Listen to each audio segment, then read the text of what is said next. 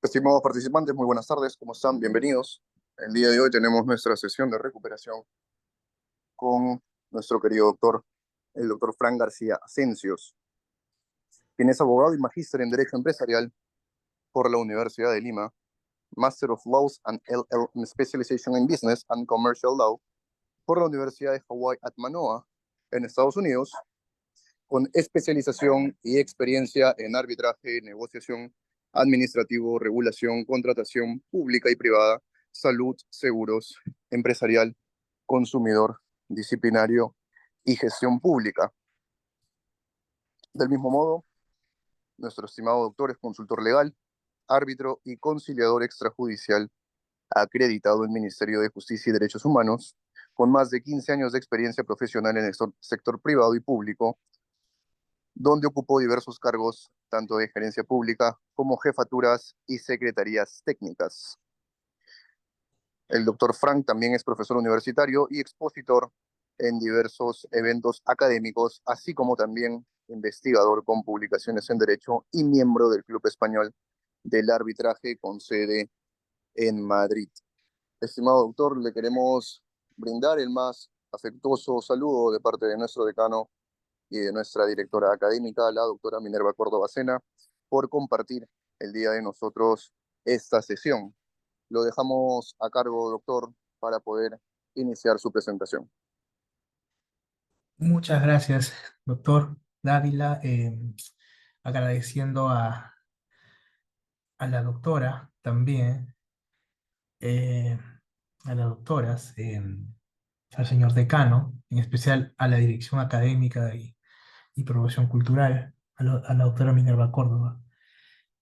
Bueno, para mí es un honor estar nuevamente con ustedes y agradezco a todos los participantes por compartir un pequeño tiempo el día de hoy, sobre todo antes de un partido tan importante, tan importante, y ojalá nos vaya bien a todos el día de hoy, todos con términos felices, esperemos. Mientras tanto, mi objetivo es que terminemos contentos o satisfechos de la sesión de hoy, de la corta sesión que tenemos, y digo corta porque básicamente varios temas, muchos temas, pero que son importantes abordarlos de alguna u otra manera. Con mi experiencia trataré de enfocarme en algunos puntos prioritarios.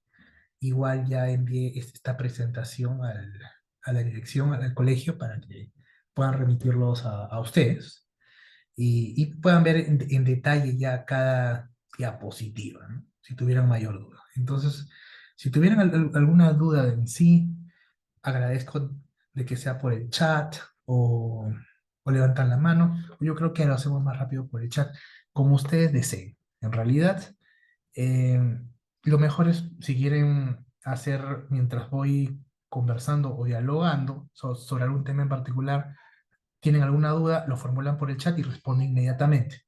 No tengo ningún problema en eso. ¿Está bien? Entonces, muchas gracias y el día de hoy vamos a abordar esta temática que a mí me apasiona en realidad, que es el arbitraje en contratación pública, su regulación, cómo inició, qué es el arbitraje también, y cómo se regula en nuestra nueva legislación que entrará en vigencia el próximo año, en la Ley 32069. Bueno, a ver, en doctrina se indica que el Estado tiene diversas funciones. Entre las funciones que tiene es la función legislativa, jurisdiccional, gubernamental y la función administrativa, ¿no? Producto de esta función administrativa es que la administración pública puede realizar ciertas conductas. Y diríamos, por ejemplo, algunas conductas que la administración pública puede realizar es emitir actos administrativos, emitir reglamentos, actos de la administración interna, hechos administrativos y finalmente los contratos administrativos. No vamos a explicar la definición de cada uno, pero básicamente el Estado mismo puede reglamentar sus normas o puede ver, pueden existir reglamentos autónomos, hay actos de la misma administración interna, como por ejemplo un horario de atención al ciudadano dentro de la institución, el acto administrativo que ya es una declaración de las entidades públicas dentro de un marco del derecho público destinada a generar efectos en una situación concreta, regulada en la Ley de Procedimiento Administrativo General, un hecho administrativo como una demolición que puede ordenar una municipalidad. Pero la piedra angular aquí es que el Estado también puede celebrarse o puede celebrar contratos administrativos o contratos públicos. ¿Qué quiere decir? Que el Estado en este momento, cuando celebra contratos públicos, se comporta de igual a igual a un agente privado. Y esto es importante. Si bien es algo esencial, a veces se confunde. ¿Por qué? Porque cuando la administración emite un acto administrativo, como vamos a dar un ejemplo muy sencillo, una papeleta de tránsito o una multa, ¿por qué? Por edificar sin haber pedido autorización a la municipalidad, ese es un acto administrativo. Y al ser un acto administrativo, la administración pública tiene una relación vertical, es decir, la administración pública está por encima del administrado. Así es sencillo. Pero en el contrato administrativo sucede todo lo contrario. En realidad hay una relación horizontal. Y al existir una relación horizontal, hace que no se aplique como primera fase o de primera manera la Ley de Procedimiento Administrativo General. ¿Por qué? Porque lo que debo aplicar es el procedimiento regulado en el contrato. Es decir, si la entidad quiere penalizar una conducta del contratista, lo que tiene que ver son las bases de contratación. Por ende, que muchas veces los usuarios mismos dicen y aplican o piden la aplicación de la ley del procedimiento administrativo general, en el sentido que dicen, oye, pero acá no se ha seguido el debido procedimiento, se ha vulnerado el principio de legalidad y todo ello, cuando esto no debería ser aplicado así. ¿Por qué? Porque lo que se ha vulnerado son las obligaciones asumidas en el contrato, no los principios de la ley de procedimiento administrativo general. Entonces, debemos empezar por ahí. Empezar a decir que dentro de un contrato público la relación es horizontal. Actualmente, como lo concebimos, es una relación horizontal de igual a igual, como un privado a otro privado, donde hay obligaciones que no solo son de los contratistas, sino por parte del Estado mismo. Solo que el Estado a veces cree que al ser Estado tiene ciertas prerrogativas adicionales, puede demorar en ciertos pagos, puede tener una demora, pero que no debería ser así. Sí, no debería ser así. ¿Por qué? Porque hay obligaciones que cumplir.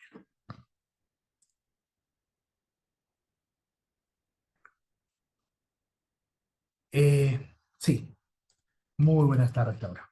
Gracias por acompañarnos.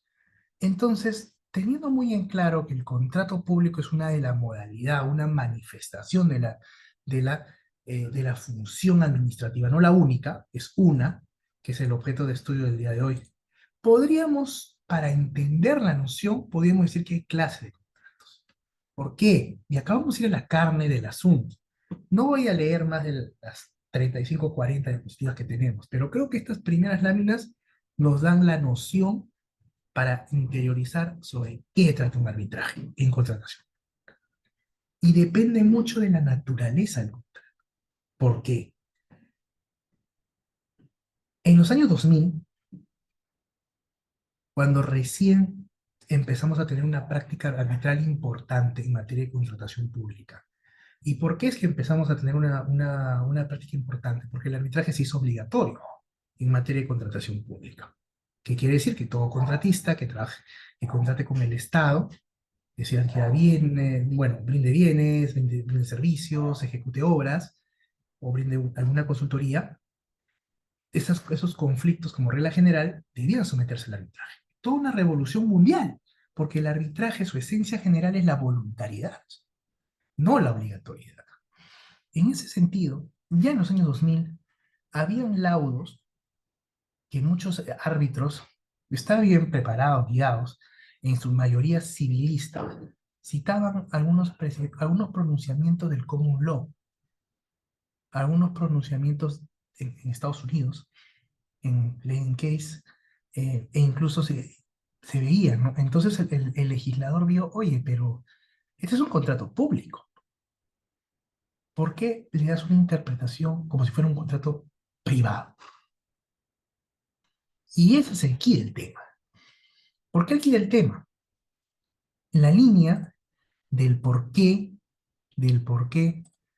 es que podemos tener un tribunal arbitral, o habrán podido escuchar, donde tenemos un mismo conflicto, vamos a suponer una penalidad, pero en donde no hay una interpretación similar de los mismos árbitros. Claro, los árbitros pueden pensar diferente, hacer un tribunal arbitral, pero ¿es por qué? Porque tienen una explicación distinta del contrato. Y acá hay algo que tenemos que tener en cuenta, que hay tipos de contrato. El contrato de derecho privado y el contrato de derecho público. ¿Cómo vamos a diferenciarlo? Un contrato de compra-venta, un contrato de arrendamiento, no puede ser igual a un contrato público. Pero algunos me dirían, ¿pero por qué? Si hemos dicho que los mismos están bajo una relación de horizontal, no vertical. Es correcto, horizontal, pero acá hay algo que nos estamos olvidando, que en cada contrato que se eleva el Estado hay un interés público. Hay un interés público, no es un interés privado. Así que si uno, cuando le vende una casa, un inmueble o un mueble a otra persona, es su inmueble y lo vende como quiere. Si quiere lo vende a la mitad de precio o a un precio irrisorio, menos aún. Porque es su bien, puede hacer lo que quiera. Pero cuando el Estado va a construir un colegio, va a construir un hospital, va a hacer una vereda, es un bien de interés público. Un bien de interés público que es pagado con dinero de todos, de un dinero público, no un dinero privado. En ese sentido, la interpretación que debe tener el árbitro, vamos a decir, es más formalista.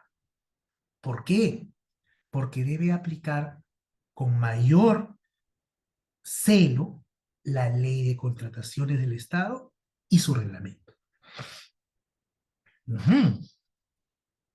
Y entonces acá los abogados nos pegamos, sobre todo los que están muy vinculados al derecho civil, con una pared.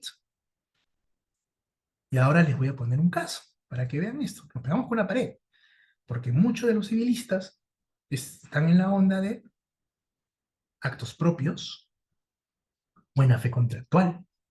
Si bien la buena fe contractual es un principio transversal, pero en ley de contrataciones del Estado dice que primero aplico, es decir, la ley de contrataciones del Estado dice que primero aplico la ley de contrataciones del Estado.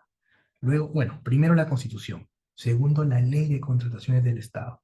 Tercero, el reglamento de la ley de contrataciones del Estado. Cuarto, normas de derecho público. Y quinto, normas de derecho privado. ¿Qué quiere decir? Que nuestro Código Civil lo dejan para el final, restándole relevancia e importancia. Porque la naturaleza del contrato público es distinta. Y es así que es por eso cuando hay un arbitraje, el contratista, cuando sabe que no ha procedido mucho con la formalidad, ahora voy a dar un caso, designa un árbitro más tendiente a lo civil, civilista, que va a evaluar más la conducta que ha tenido en la ejecución del contrato y su buena fe contractual. Mientras que la entidad va a designar a un árbitro más administrativista, que va a decir, bueno, la conducta del contratista no ha sido conforme a la ley y reglamento, por lo cual él asume responsabilidad. Él debía tener conocimiento, porque este es un contrato especializado. Y el que va a dar más o menos el equilibrio va a ser el presidente, pues. El presidente. Y es por eso que podemos tener un caso donde hay una doble interpretación de los mismos hechos. Voy a dar un caso un momento para que se den cuenta de ello. El gobierno regional, vamos a poner, el gobierno regional de Cusco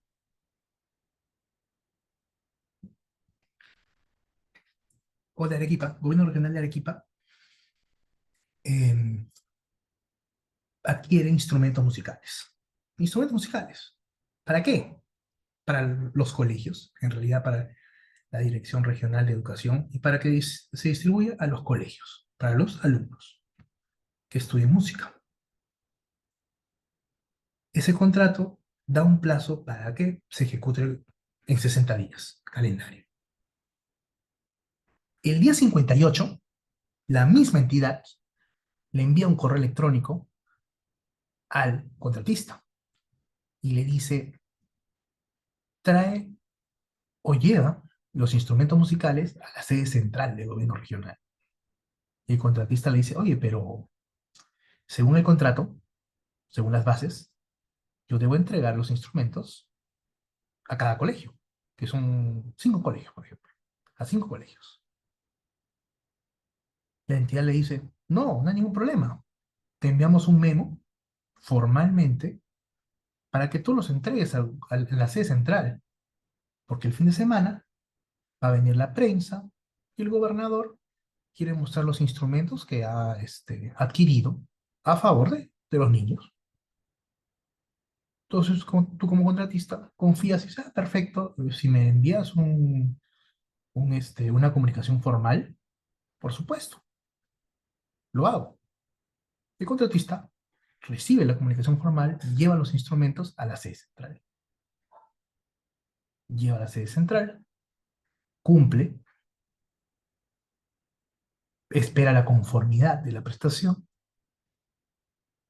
pasa aproximadamente un mes, la entidad no respeta el plazo que tiene que dar la conformidad, que son aproximadamente, viene siendo 7 días, ¿no?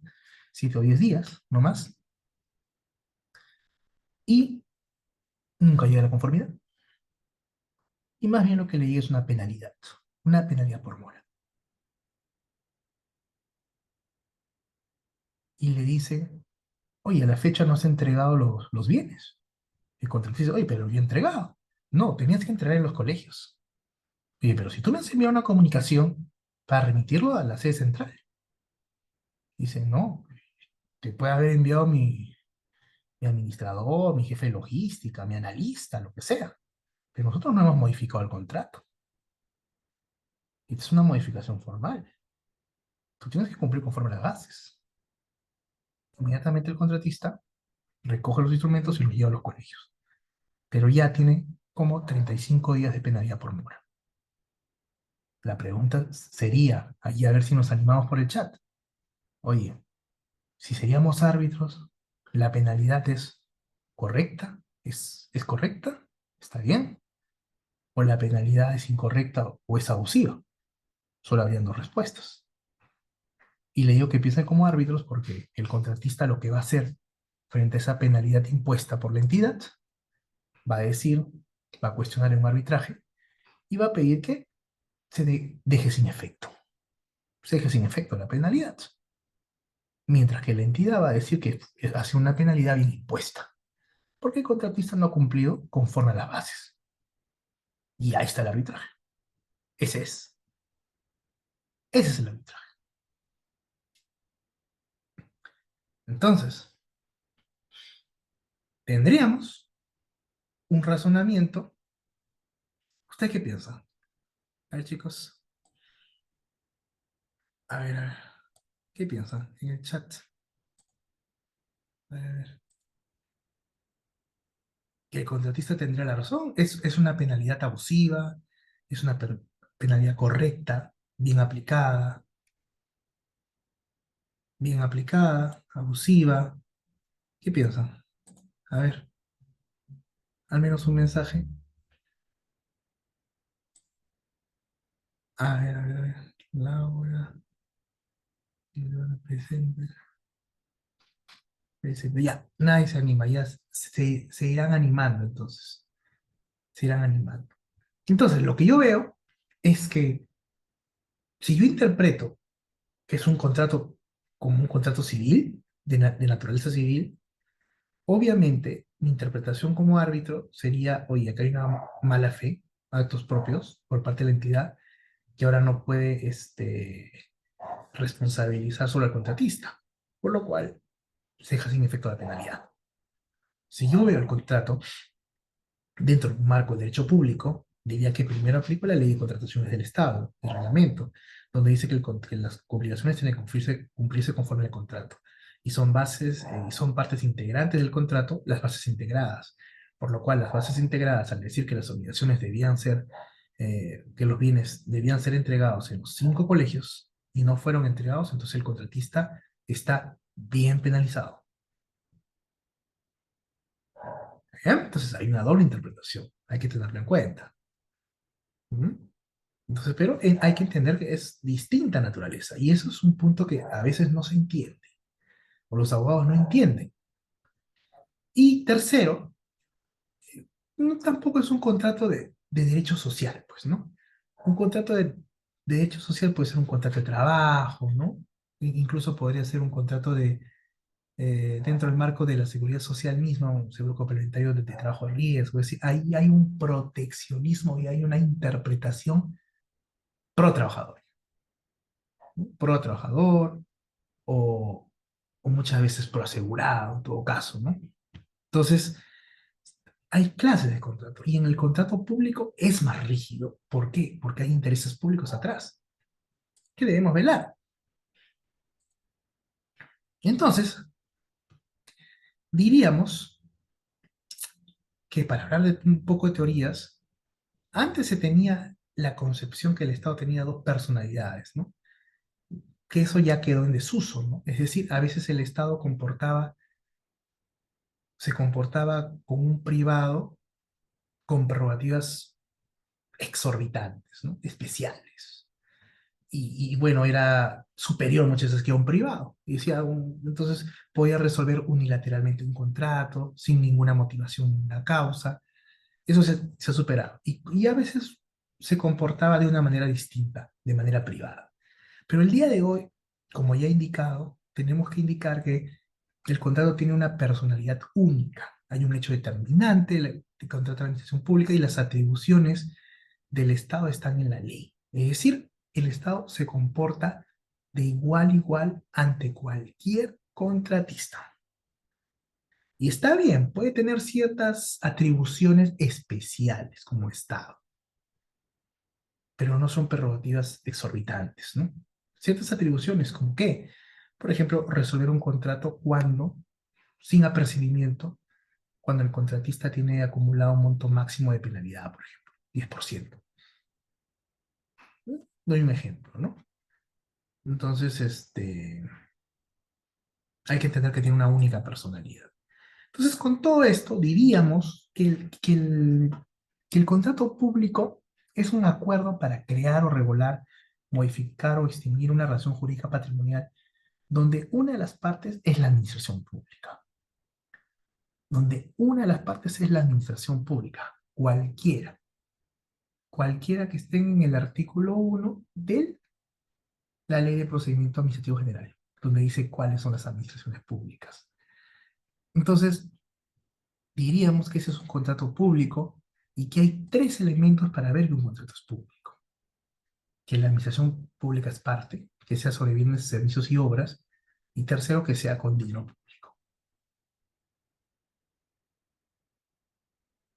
Dinero público que esté atrás.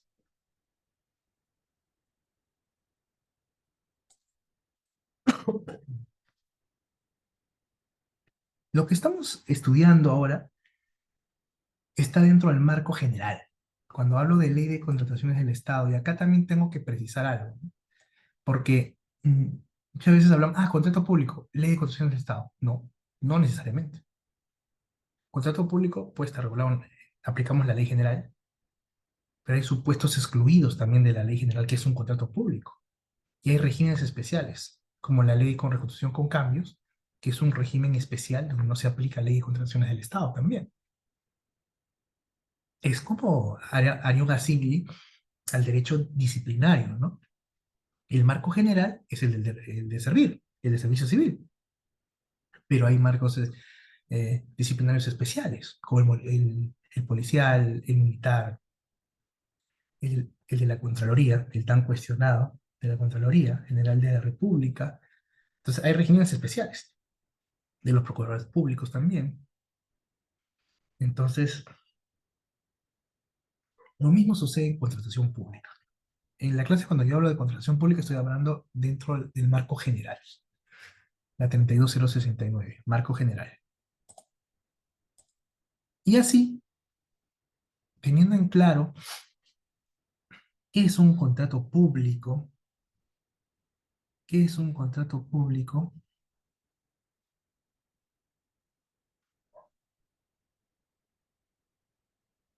teniendo en claro qué es un contrato público, podríamos decir que la parte más importante, la que en realidad es relevante para nosotros, es la tercera. ¿Por qué? Porque ustedes ya han estudiado esto, pero para celebrar un contrato hay actuaciones preparatorias, hay un procedimiento de selección, pero en la ejecución contractual es cuando ya se celebra, se suscribe el contrato.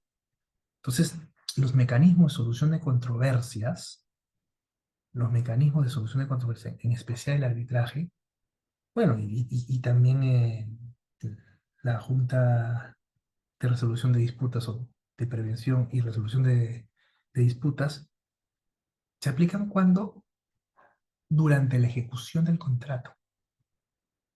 Entonces, durante la ejecución del contrato pueden surgir varios conflictos relevantes, como por ejemplo las penalidades que hemos visto, las resoluciones contractuales, las nulidades de contratos, recepciones y conformidades, pagos, valorizaciones, liquidaciones. Entonces, prácticamente lo relevante en el arbitraje son los conflictos que surgen durante esta tercera etapa, que es la etapa de la ejecución contractual. La ley 32069, en su artículo 58.1, indica pues lo que ya hemos estado adelantando de forma doctrinaria. La misma ley lo dice. Si los contratos regulados por la presente ley son aquellos celebrados en una entidad contratante y un proveedor con el fin de asumir obligaciones recíprocas para abastecer a las entidades contratantes de bienes, servicios u obras. Básicamente lo que hemos estado diciendo, la ley lo indica. Y ahí, el artículo 60 regula cláusulas imperativas. Y también esta es una lámina para comentar, ¿no? Lo que está resaltado en rojo son las cláusulas de solución de controversias. ¿Qué quiere decir? Que es una cláusula obligatoria del contrato, obligatoria, imperativa, su regulación en todo contrato, así como las garantías, cláusulas de anticorrupción, resolución de contrato y gestión de riesgos. La solución de controversias es obligatoria en todo contrato. Por lo cual, ¿qué quiere decir? Que en todo contrato es obligatorio el arbitraje como mecanismo de solución de controversias, por mandato de la ley. Al menos el arbitraje, porque la JRD va a depender del monto de controversia y si sea sobre obra, ¿no? Pero respecto al arbitraje, es obligatorio. Tanto así que la ley dice que hay una cláusula obligatoria. Y si no está en el contrato, si no estuviera en el contrato, por mandato de la ley, al fin y al cabo, ¿no? Y existe una responsabilidad de todas maneras de los funcionarios por no incluir una cláusula obligatoria en un contrato, por mandato de la ley. Entonces,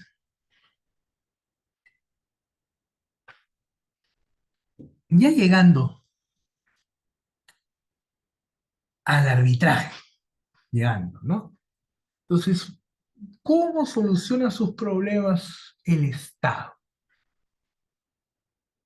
¿Cómo soluciona sus problemas el Estado? Claro, si no llegamos a una conciliación, ¿no? Porque hay que tener en cuenta que siempre es bueno conciliar, ¿no? Pero el problema, como bien saben, es que el Estado no, generalmente no concilia porque hay una responsabilidad que asumir, o hay mucho mayor. ¿Y cuál es esa responsabilidad? Estar sujeto a un mayor control por parte de la SOSIS y de la Contraloría en sí, del por qué, oye, ¿por qué han llegado a una conciliación en este conflicto, este contrato? ¿Y por qué no en otros? Ah, no, acá seguro hay algo, ¿no? Vamos a ver el expediente, cuánto se ha pagado, si el Estado se ha visto perjudicado económicamente. Entonces, hay una responsabilidad que asumir. Entonces, es verdad que las entidades, en su mayoría, prefieren decir, oye, sí, si tengo que pagar algo, que me lo diga un tercero, ¿no? Yo no voy a pagar voluntariamente. Y es por eso que, y es por eso que esperan que se emitan laudos arbitrales y condena, y es en ese momento que, bueno, después incluso de cuestionar el mismo laudo, deciden pagar. No debería ser así, pero es lo que se estila. Entonces, ¿cómo solucionamos los conflictos? Bueno, el Estado ha optado por resolver sus conflictos en la vía arbitral, al menos en su mayoría de conflictos o de materias, como vamos a ver. Para bien o para mal. A algunos les gusta ello, a otros no, pero es la decisión que se ha adoptado y en un momento vamos a ver desde cuándo, ¿no? Desde qué momento de la historia. Bueno, eh, pero para que haya un arbitraje en realidad, es primordial que exista esta cláusula de solución de controversias que hemos visto. Pero esto se denomina en la doctrina y en la misma ley de arbitraje como convenio arbitral. Convenio arbitral. Entonces, el convenio arbitral en realidad es el origen del arbitraje. Diríamos en términos sencillos, es la partida de nacimiento del arbitraje. Miren, ¿ah? Como todos nosotros tenemos una partida de nacimiento y somos el origen, el arbitraje, su origen es el convenio arbitral.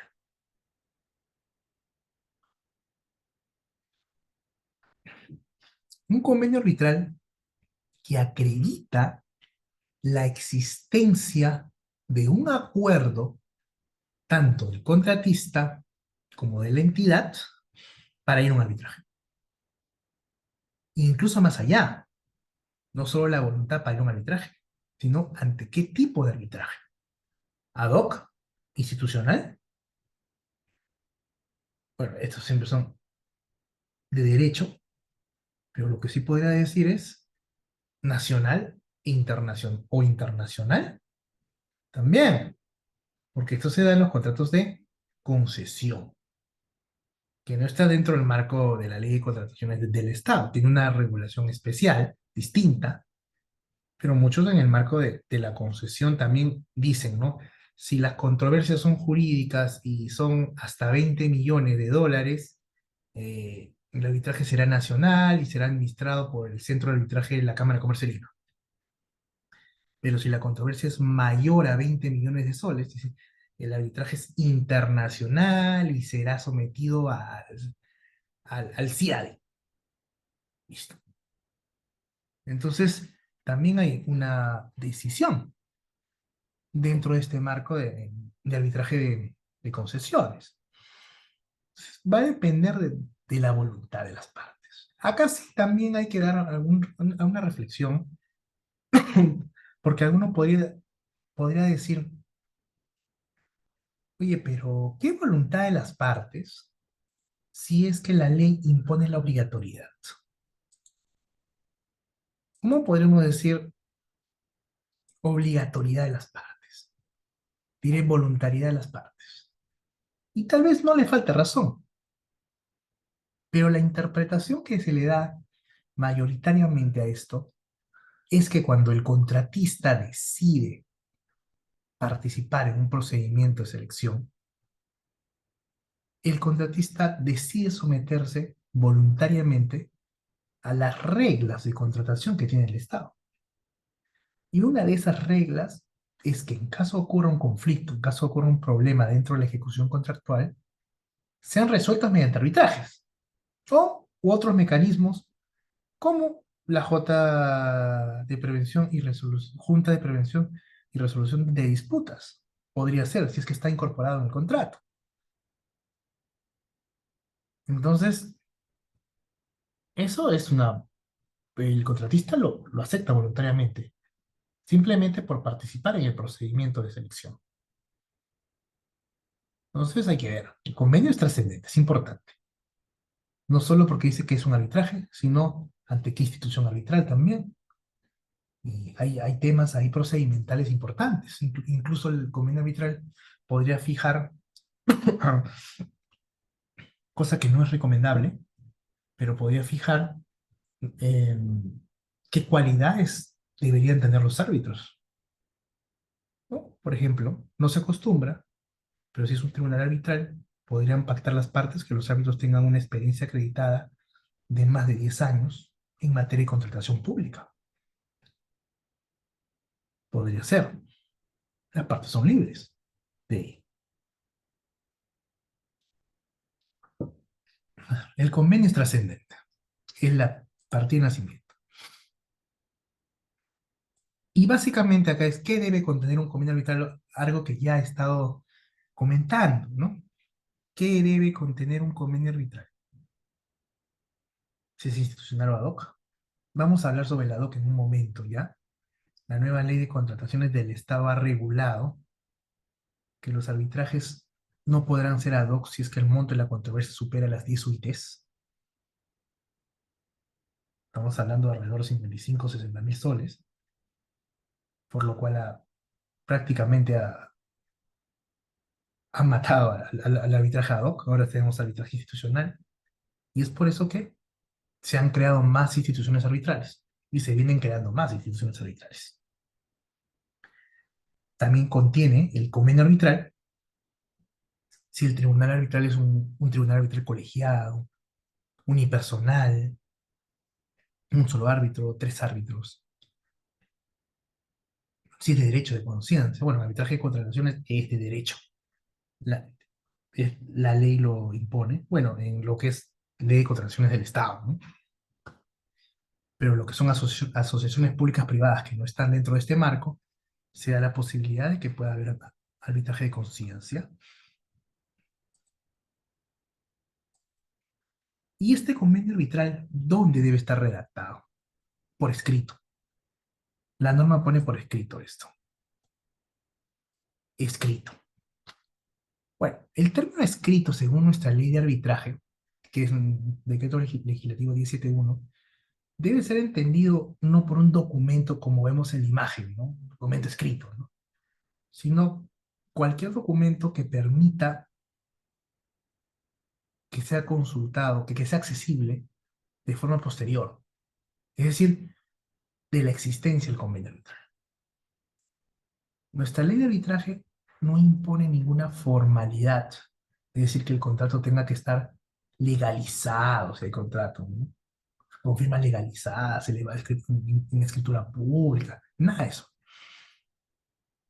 En realidad el convenio simplemente debe demostrar que hubo un acuerdo voluntario entre ambas partes para someter sus controversias a un mecanismo alternativo como el arbitraje. No requiere de ninguna otra formalidad, de ninguna otra. Y lo mismo es en la ley de contrataciones del Estado. Lo mismo. O sea, acá tenemos un ejemplo, ¿no? Tenemos un ejemplo de convenio arbitral.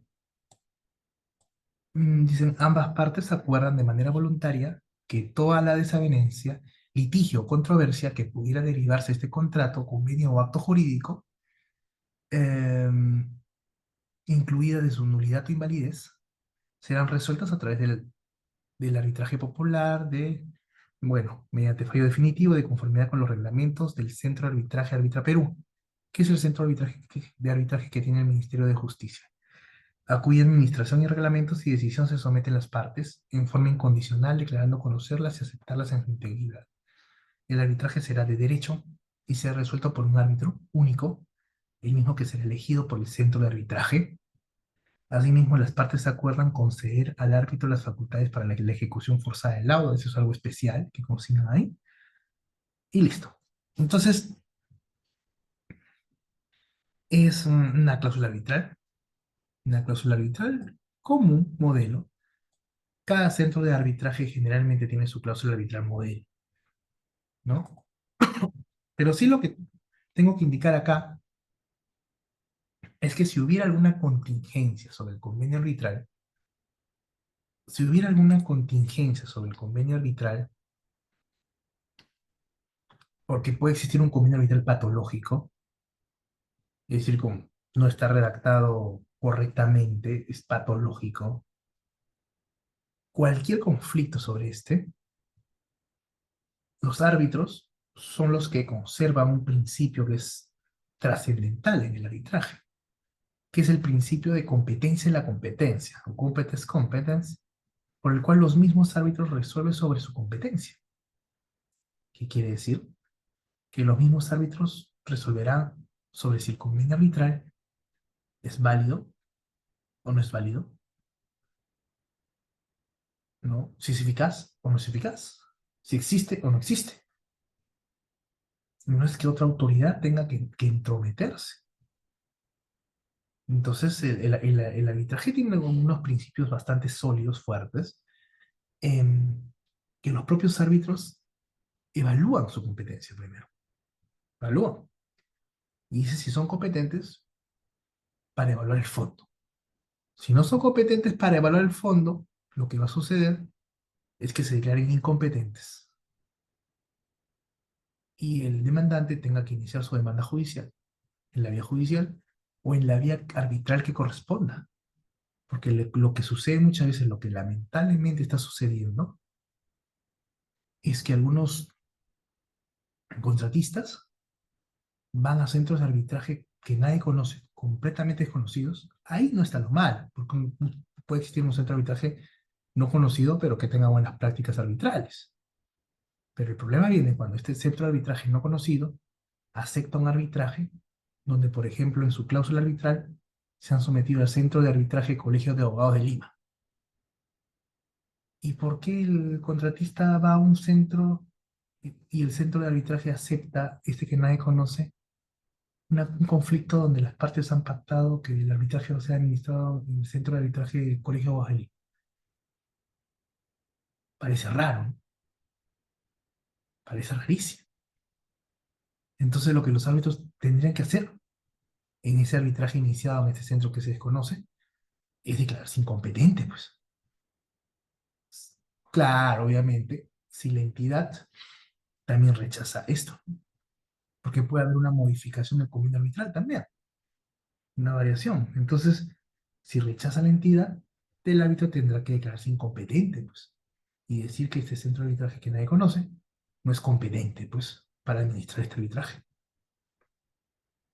Entonces, es importante el principio de competencia y la competencia, pero también es importante las buenas prácticas arbitrales que realicen los mismos árbitros, ¿no? Y sobre todo en un momento de mucha tensión para el arbitraje, en un momento de mucho caos para el arbitraje. No son tiempos de paz, no son tiempos sencillos, y, y se ha dado prácticamente por la proliferación de centros de arbitraje, que a la fecha no tienen control y se espera que con la nueva ley que entre en vigencia el próximo año tengan un mayor control, ¿no? Se espera. Vamos a ver qué sucede.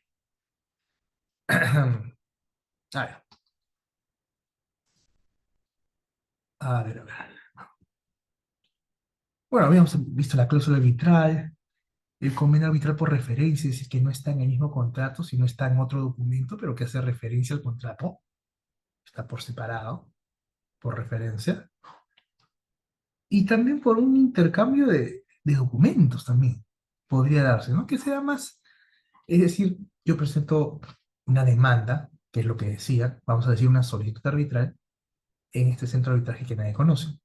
Y la entidad con esa persona dice, ah, ya, está bien, a pesar que la cláusula arbitral decía que debía conducirse en el Centro de Arbitraje del Colegio de Abogados de Lima. Pero las partes han modificado tácitamente pues, el convenio por un intercambio de comunicaciones. No habría problema ahí. Ahora, algunos ejemplos de cláusulas patológicas que se puedan encontrar. A ver, son acuerdos defectuosos, imperfectos e incompletos que impiden un normal desarrollo del arbitraje. ¿Cuáles son? A ver, ¿qué ejemplos tenemos traído? Designar un centro arbitral inexistente.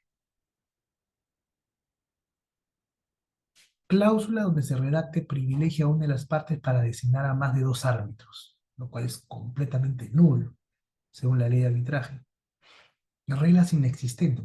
Las partes deciden que se van a aplicar las reglas del centro de arbitraje del Perú, y no existe ese centro.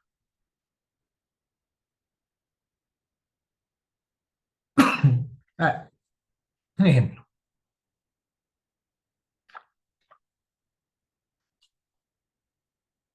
Una vez hubo un caso curioso donde se discutió la competencia de un centro de arbitraje.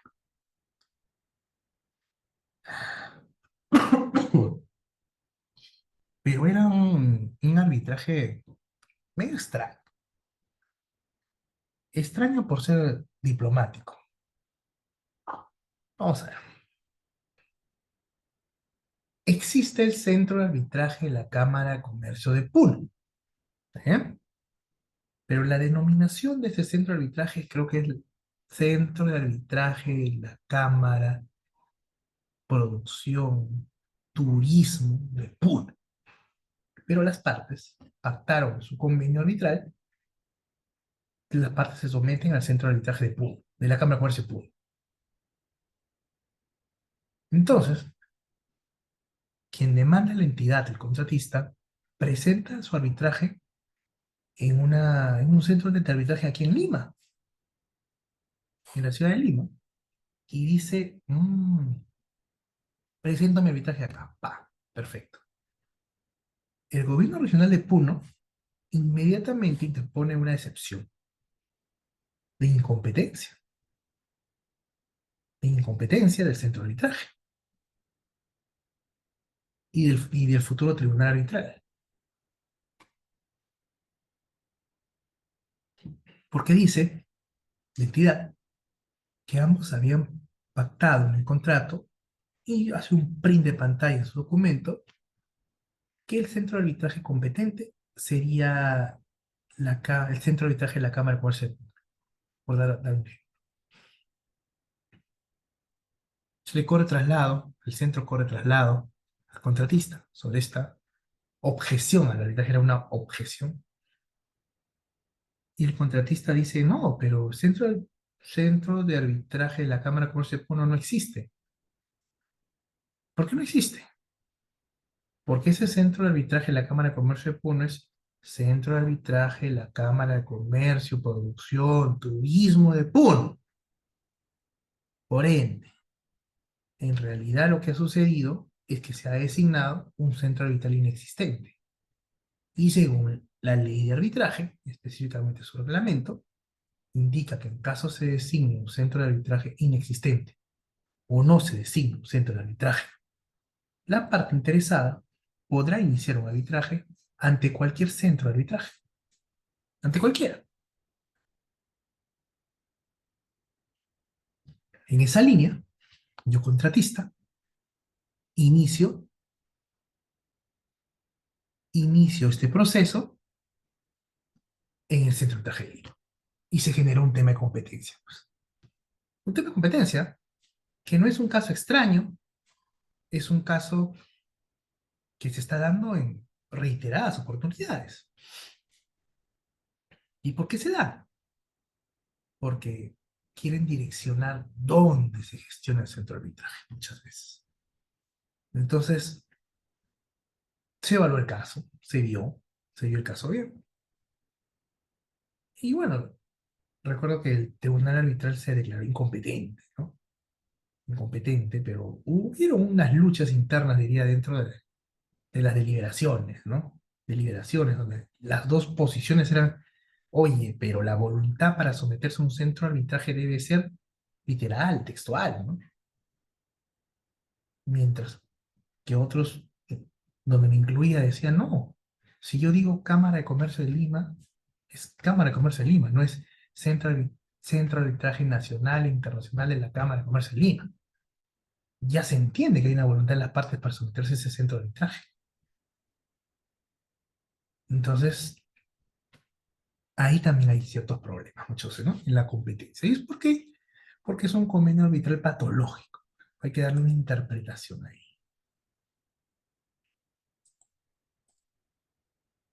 Vamos a ver. Otro punto. Es mucha temática, pero básicamente he tratado de recortar ciertas diapositivas y dar ideas centrales, ¿no?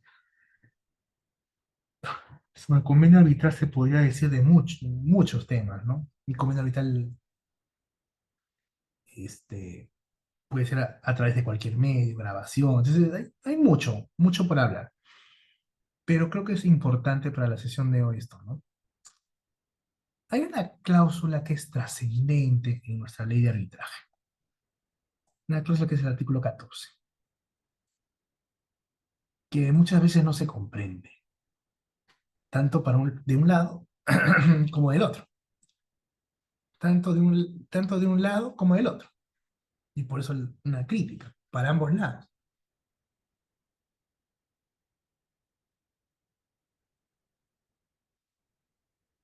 Regla general. En el arbitraje, al menos la regla general, no hay consorcios. Digo regla general, porque en el arbitraje de asociaciones públicas privadas se regula la figura del litisconsorcio para los órganos reguladores. Pero es una regulación especial. Pero en el arbitraje general no hay litisconsorcio, ¿no? Necesario, coadyuvante, todo lo que se ha aprendido en el derecho procesal civil, lo que bien dominan los procesalistas. Por una idea muy central. Si yo me voy a un arbitraje, hemos dicho hace un momento que la partida de nacimiento del arbitraje es el convenio arbitral. Entonces, si yo no he firmado ese acto de nacimiento, si yo no estoy en esa génesis, ¿cómo puede a mí extenderse en el convenio arbitral? Es decir, ¿cómo yo puedo ser parte de un arbitraje si yo no he celebrado, no he suscrito un contrato? No puedo. Esa es regla general. Solo pueden ser parte del arbitraje quienes los han suscrito. Las partes. Regla general. Pero la ley de arbitraje habla de la extensión del convenio arbitral. Pero no dice que se tenga que extender a terceros. No, no, no. Lo que dice es que se puede extender a quienes no han suscrito. ¿Quiénes son los que no han suscrito? Los no signatarios. ¿Cómo es esto? ¿No signatario es tercero? ¿Es lo mismo? No, no es lo mismo, pues. Porque el no signatario es quien participa en la celebración del contrato, en la ejecución del contrato, o en la ejecución del contrato, o en la terminación del contrato, o de los beneficios del contrato. Pero no es que sea un tercero. Es un no signatario porque su participación es como si sí hubiera celebrado el contrato. Entonces, su participación es trascendental para extenderle el convenio arbitral.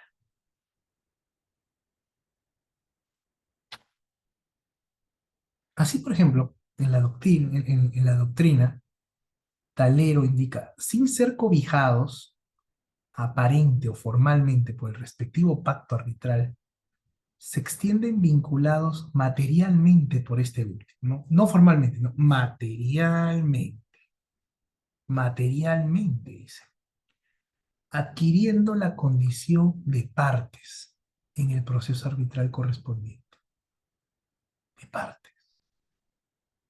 Y así tenemos, ya no esto, no le he traído las diapositivas porque ya es más especializado, pero sí puedo comentarlo. Es que tenemos casos en otros países donde hay holdings eh, y estas holdings pues tienen empresas en diversos países, ¿no? Vamos a suponer que tiene una empresa en el Perú, pero depende de una empresa americana. Y esta empresa peruana es la que firma un contrato con otra empresa y tiene un problema, un conflicto. Entonces la otra empresa busca demandar a la empresa peruana, pero también busca demandar a la empresa americana. Y la empresa americana dice, no, pero yo no he suscrito ningún contrato contigo, empresa, ¿no? La que ha suscrito es mi sucursal, que es la empresa peruana, contigo. Entonces, gran interrogante. ¿Extiendo a la principal al arbitraje o no la extiendo? ¿Qué hago? Ese es el punto. Y vuelvo a mi interrogante, que decía, hay una mala interpretación muchas veces. ¿Por qué? Porque muchos dicen, en lo que discrepo totalmente, es que hay una opinión pro arbitraje, una posición pro arbitraje, pro arbitrio en realidad. Dice, si hay un convenio arbitral, en realidad, y está jugándose de esta principal que sea parte del arbitraje, nuestra interpretación es pro arbitraje, ¿no? Y traemos la principal, lo cual estoy completamente en desacuerdo. Como también estoy completamente en desacuerdo cuando dice, ah, no, pero la principal no ha suscrito el contrato, pues no, o sea, no la traemos, pues. Completamente en desacuerdo. En realidad, acá lo que manda son los hechos. ¿Cuáles son los hechos? Las operaciones comerciales. ¿Cómo es esto? Interrogante uno. La principal intervino en la negociación del contrato con la sucursal y la otra empresa peruana. ¿Intervino o no intervino? ¿Negoció cláusulas del contrato o no? ¿Intervino en la negociación? Es decir, tiene una conducta incluso implícita, tuvo una conducta implícita, porque hay varias teorías al respecto, tuvo una conducta implícita o no. ¿No? Entonces, esa es una. La otra es, participó en la ejecución, es decir, hay prestaciones que la principal ha venido dando directamente o no. Si la respuesta es sí, obviamente, es parte del contrato. ¿Los beneficios tienen algún beneficio económico inmediato? ¿Sí o no? Entonces, acá lo que hay que ver son las operaciones, la conducta. A raíz de eso puedo extender no un tercero, sino una parte no signataria al arbitraje. Pero va a depender de su conducta en la relación contractual. Va a depender de su conducta. Ya. Entonces, a ver, para enfocarlo también en la contratación pública, hay un problema que se ha venido generando y a veces se presenta con los consorcios, ¿no? Muchos consorcios, cuando contratan con el Estado, unas empresas se consorcian y a través de se consorcian es que contratan con el Estado, ¿no? Pero a pesar de que son consorciadas, muchas veces durante la ejecución del contrato, estas se tienen discrepancias, ¿no? Peleas, pero el consorcio tiene un representante. Entonces, quien debe iniciar el arbitraje, contra quien debe iniciarse, es contra el representante del consorcio, no contra las dos empresas consorciadas. Entonces, muchas veces la otra empresa consorciada busca que se incorpore al arbitraje, busca ser incorporada al arbitraje. ¿Por qué? Porque dice que el representante no le informa sobre el estado del arbitraje. Entonces, la pregunta es ahí, es la siguiente. ¿Es parte no signataria o no? ¿No? Ya, bueno, esto es una tendencia interpretativa en el OCE, donde se ha indicado que el arbitraje de la entidad con, con el contratista, con el contratista, con el contratista, es, es con ellos, nada más. Que la otra empresa, que la empresa consorciada, la otra empresa consorciada no tiene nada que ver, porque el contrato es suscrito con el representante del consorcio.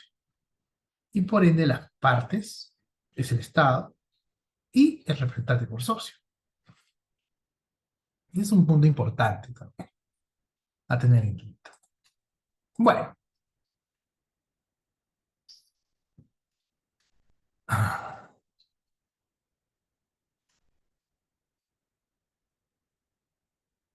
la nueva ley, la nueva ley de contrataciones del Estado,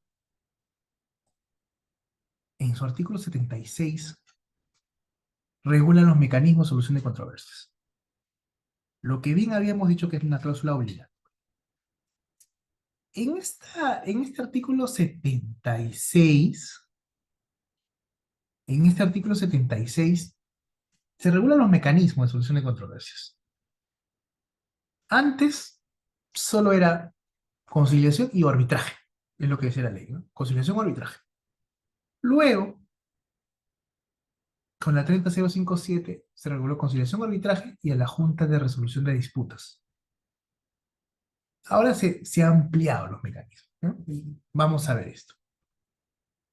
El artículo 76 trascendente dice: las controversias surgidas durante la ejecución contractual se resuelven mediante Junta de Prevención y Resolución de Disputas, conciliación, arbitraje y otros que se prevean en los contratos estandarizados de ingeniería y construcción de uso internacional, de acuerdo con las disposiciones de la presente ley.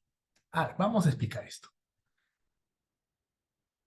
Junta de Prevención y Resolución de Disputas. Vamos a ver, hay una clase que tienen sobre ello, entiendo.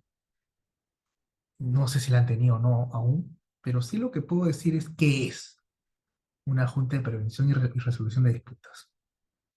Porque podríamos confundirlo con el arbitraje. La Junta de Prevención de Disputas es una modalidad de resolución de conflictos, en el sentido de que hay un tercero o terceros, denominados adjudicadores, que resuelven conflictos durante la ejecución del contrato.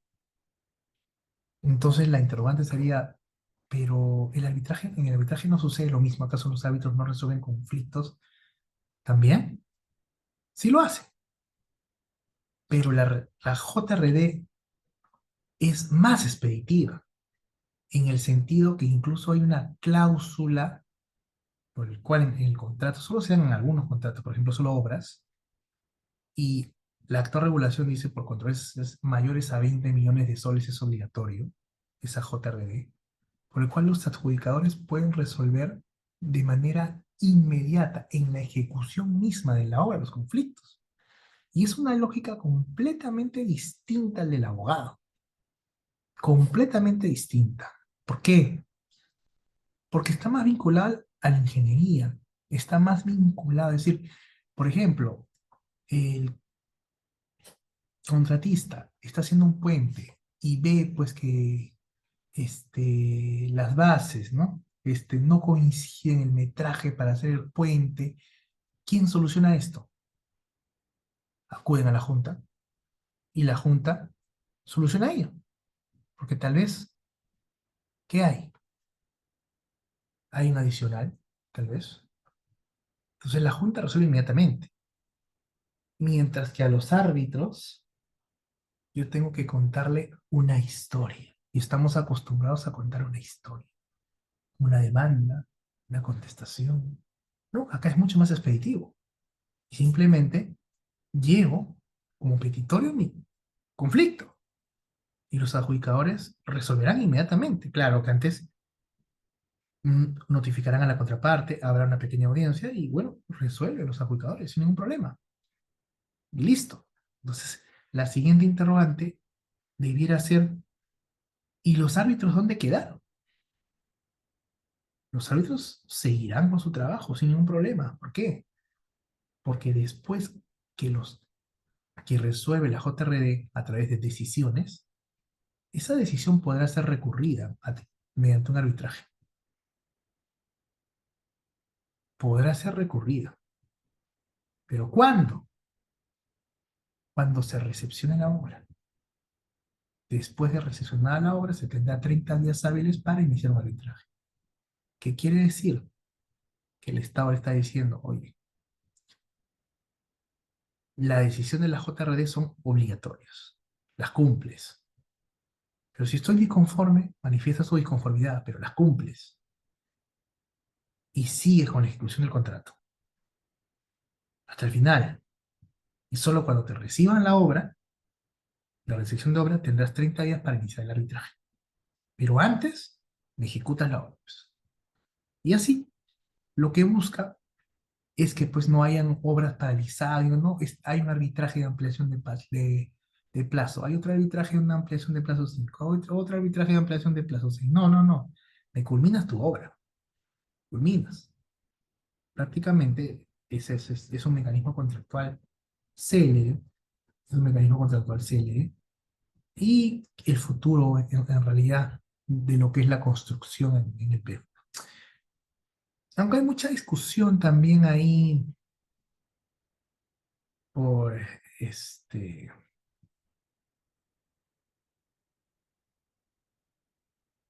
entre lo que es las JCRDs en la ley de contrataciones del Estado, ¿no? Por los problemas que está teniendo también, ¿no? Al parecer no hay mucha celeridad como debiera ser, hay la entidad no paga los honorarios de los adjudicadores, lo cual genera que se prolonguen estas JRDs. Entonces hay también problemas en esto. Eh, Conciliación, que ya conocemos, un mecanismo por el cual las partes pueden llegar a un acuerdo.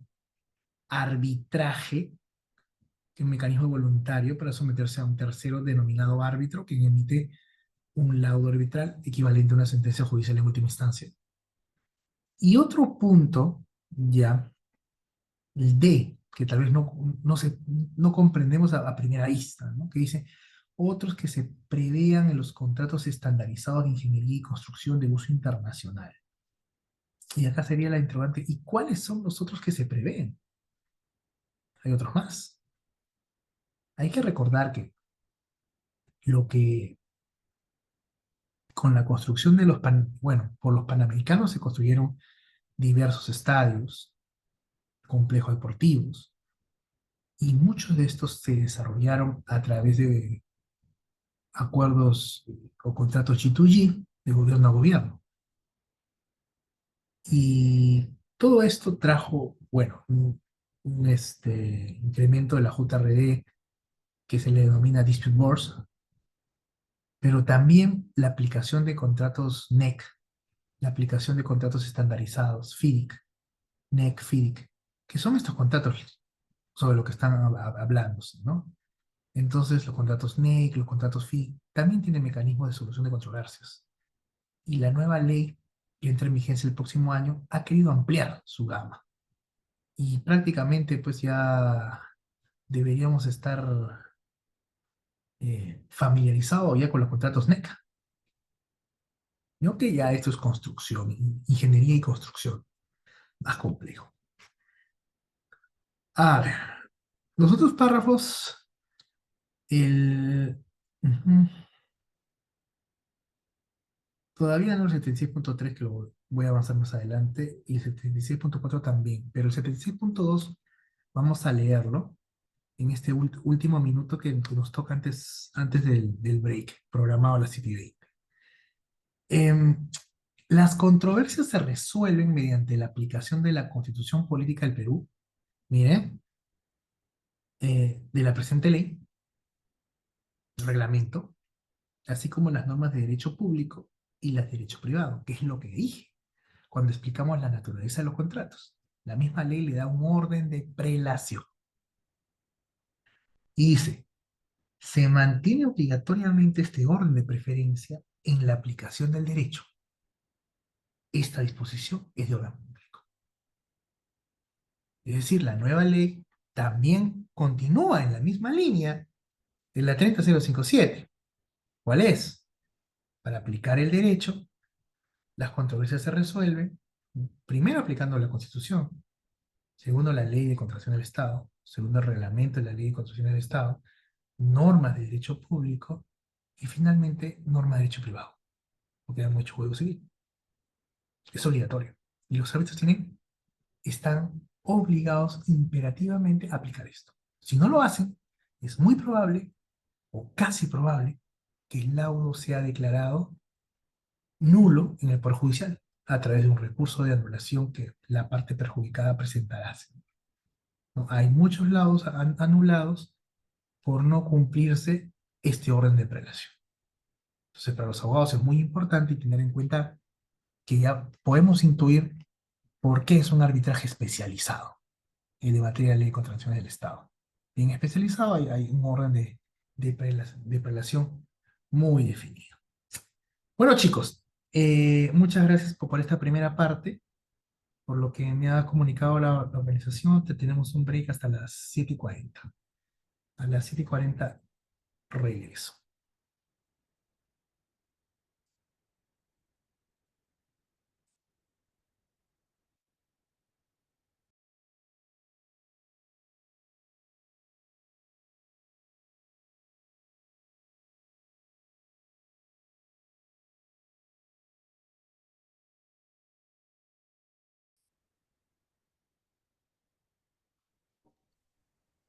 Adelante, doctor. Ya estamos grabando. Muchas gracias. Entonces, continuamos.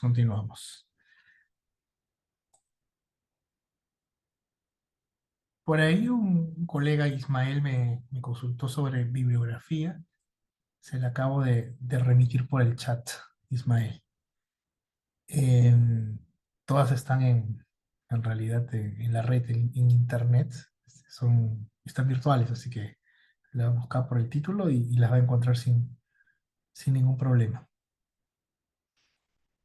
A ver, seguimos. Bueno, ya que hemos ido conversando sobre el arbitraje, el convenio arbitral, mm, hay una justificación en realidad constitucional que permita que exista el arbitraje en materia de contratación pública. Y no me refiero al artículo 139 referente al del arbitraje como una jurisdicción especial, al igual que la militar, sino me refiero al artículo 63 de nuestra Constitución, que indica que el Estado y las demás personas de derecho público pueden someter las controversias derivadas de la relación contractual a tribunales constituidos en virtudes de tratados en vigor, pueden también someterlas a arbitraje nacional e internacional.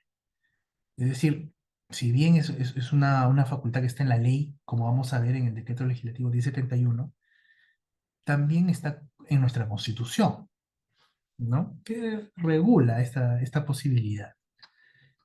Eh, ya que hablamos de la ley, del decreto legislativo 1071, el artículo 4 de nuestra ley también dice que las controversias derivadas de los contratos y convenios celebrados entre entidades estatales pueden someterse a arbitraje nacional. Pueden someter a arbitraje nacional las controversias derivadas de los contratos. Y el Estado puede también someterse a arbitraje internacional. Entonces, hay un reconocimiento constitucional, hay un reconocimiento de la ley de arbitraje. Y por ende, lo que hace el decreto legislativo 1071 es eh, regular la obligatoriedad de resolverlo mediante arbitraje, los conflictos que se puedan presentar con el Estado. Pero como bien decía en la primera parte, históricamente, ¿desde cuándo surge? ¿Desde cuándo se da? Porque debe haber un punto. Y surge desde el año 1998 a través de la ley derogada ya de contrataciones y adquisiciones del Estado, que es la ley 26.850. Esta ley regulaba lo siguiente, y es el artículo primigenio en sí. Cuando en la ejecución o interpretación del contrato surge entre las partes una discrepancia, esta será definida mediante el procedimiento de conciliación extrajudicial o arbitraje, según el acuerdo de las partes. Esa es la cláusula obligatoria que se implementó en 1998, en realidad. Y ya en el 2024, pasado más de 25 años, en realidad sobre el arbitraje, es lo que ha permitido que en realidad el arbitraje especializado en contratación pública sea el que más experiencia ha tenido en el Perú, el que más casuística ha tenido. ¿Por qué? Porque es un arbitraje obligatorio desde 1998. Claro, si esta cláusula la comparamos pues al actual, que va a entrar en vigencia el próximo año, la actual ya es mucho más detallada. No solo se ha quedado en conciliación arbitraje, ahora es Junta de Prevención y Resolución de Disputas, incluso lo que regulen los contratos estandarizados, que hemos hablado, NEC, FIDIC, y es una cláusula más, más compleja, en todo caso, ¿no? A nuestra originaria de 1998. Entonces, ¿qué es lo que hemos visto? Bueno, mediante arbitraje, esta es la cláusula. Arbitraje obligatorio, sí, hemos dicho que sí. ¿Cómo debe resolver el árbitro? Que es básicamente qué es lo que hemos estado viendo al momento de explicar la naturaleza del contrato público con la naturaleza del contrato privado. Código Civil, Common Law, habíamos dicho que no. En realidad, depende de la prelación normativa establecida en la Ley de Contrataciones del Estado. Primero, Constitución; dos, Ley de Contrataciones del Estado; tres, Reglamento de la Ley de Contrataciones del Estado; cuatro, normas de derecho público; quinto, normas de derecho privado, siguiendo ese orden de apelación. Ahora, acá viene el tema relevante. La idea es esencial, la que creo que todos deberíamos tener en claro hasta el momento. Hemos dicho que las controversias que resuelve el Estado, que tiene el Estado con los contratistas, se resuelven mediante arbitraje. Idea general, porque hemos dicho, si está pactado en una junta de resolución de disputas, primero se lleva a la junta. Va a depender si el contrato lo tiene. Tiene pactada esta cláusula. Si no la tiene pactada, se va al arbitraje directamente. Pero no todas las controversias del Estado se resuelven mediante arbitraje, ¿no? Entonces vamos a las excepciones, porque pensamos que todas las controversias se resuelven con el Estado. La mayoría, la que hemos visto, ¿no? La que han visto, entiendo, en otras clases: nulidad, resolución de contrato, penalidades, valorizaciones, liquidaciones, recepción de obras, ¿sí? Ampliaciones de plazo también. Y otras que se pueden dar luego, como vicios ocultos, por ejemplo, o también indemnización por daños y perjuicios, también. Pero hay ciertas materias que no se ven en el arbitraje. Y es también otra polémica. Vamos a ver. Primero vamos a explicar qué materia y luego vamos a ver por qué polémica. Eh, las prestaciones adicionales. ¿Qué son las prestaciones adicionales? Son las prestaciones no contempladas, pero necesarias para la culminación de la obra. ¿Cómo es esto? Como sabemos, nada es perfecto. Más ahí, más en una construcción, por lo cual ya había puesto el ejemplo, ¿no? Pueden ser que cuando el constructor vaya, porque tiene un expediente técnico no elaborado por el constructor, obviamente, vaya a construir un colegio, tal vez observe que el metrado no coincide para la escalera de las bases con el metrado original en el lugar. ¿no? O no estaban, no se habían puesto tampoco en el expediente técnico que había un desagüe por ahí, por el terreno, también. Entonces, hay que hacer otras prestaciones. El tema está, ¿quién asume ello? ¿La entidad? ¿El contratista? Porque es un costo. Más prestaciones es un costo. Y alguien tiene que asumir este costo. Entonces, acá tengo un ejemplo para poder observarlo de manera más sencilla, que hay una obra principal en materia de protección ya convocada por el Estado. ¿Ya? Y entonces aquí tenemos en la imagen, vamos a ver cómo estaba en el expediente técnico, que es en la parte de arriba, unos muros separados. Pero se dieron cuenta que no, que para esos muros se necesitaba una losa de cimentación, como en el gráfico, una losa de cimentación. Pero, ¿quién paga esa losa de cimentación si es necesaria para la culminación de la obra? Esos son los problemas que se pueden generar.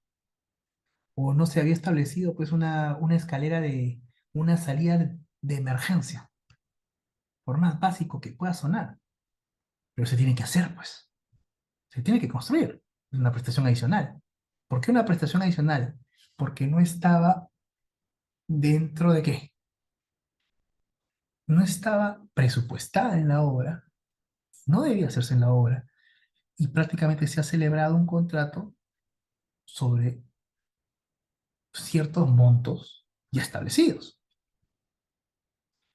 En ese sentido, la prestación adicional no está en el expediente técnico de obra, y al no estar en el expediente técnico de obra, no ha sido cuantificada. Al no ser cuantificada y ser necesaria que se haga para la culminación de la obra, alguien tiene que asumir el costo de ello. Entonces, la prestación adicional de obra, aquella no considerada en el expediente, lo que ha indicado ni en el contrato original, cuya realización resulta indispensable y o necesaria para dar cumplimiento a la meta prevista de la obra principal y que da lugar a un presupuesto adicional. Entonces, ¿quién asume ese presupuesto adicional? El punto central es que, frente a un adicional, el contratista se lo va a requerir a la entidad. Y la entidad, si es un adicional necesario, debiera aceptar. No debiera porque existe el problema sobre esto. Claro que hay porcentajes, ya cuando un porcentaje es mayor al 50%, lo que va a la Contraloría General de la República, si es menor va directamente a la entidad. Eso es un tema que no vamos a abordar hoy.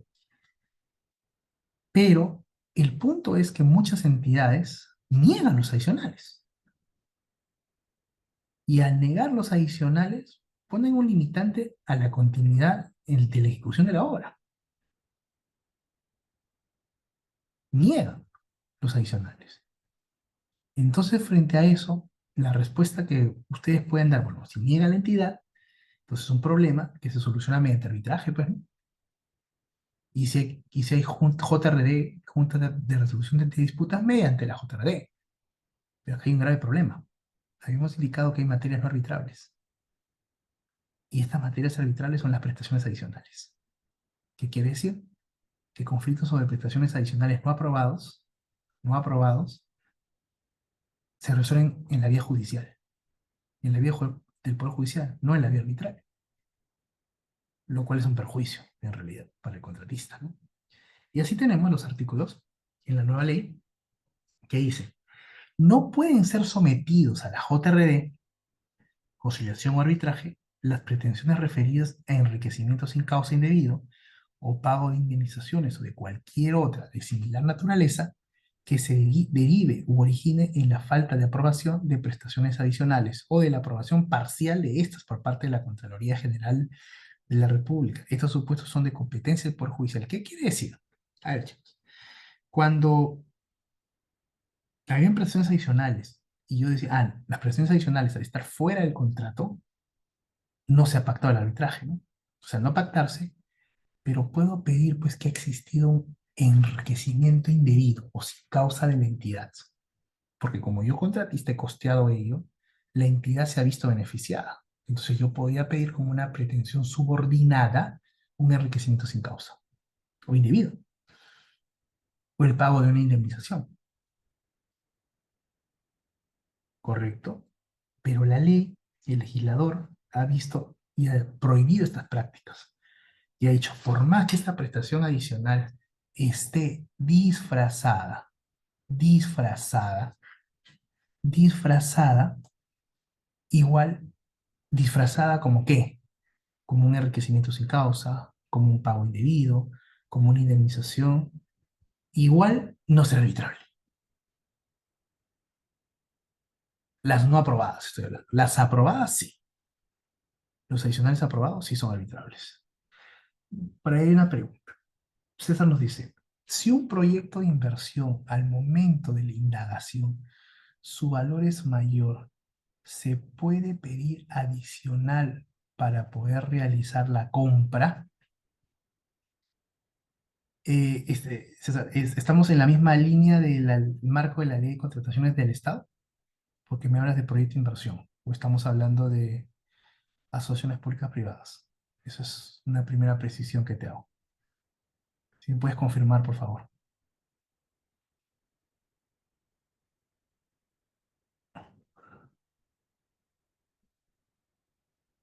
Bueno, mientras va confirmando, entiendo bajo el marco de la ley de contratación del Estado, porque si son asociaciones públicas privadas, tienen otra normativa, tiene otra regulación, no se le aplica esta ley para nada. Perfecto. Al momento de la indagación, su valor es mayor. ¿Se puede pedir adicional para poder realizar la compra? Mm, no. Va a depender de qué modalidad realizo el contrato. Vamos a ver. El adicional es una prestación que no estaba contemplada en el contrato. Pero si tu prestación sí estaba contemplada en el contrato y ha variado el precio, ese no es un adicional, ¿no? Entonces, para ahí claro, no es un adicional. Hablo del sistema de contratación porque bueno, no he hablado de los sistemas de contratación porque no es el objeto de la clase, pero para aclarar la interrogante, eh, el Estado puede contratar por precios unitarios, puede contratar por suma alzada. ¿Qué quiere decir? Que el Estado puede contratar por un precio invariable.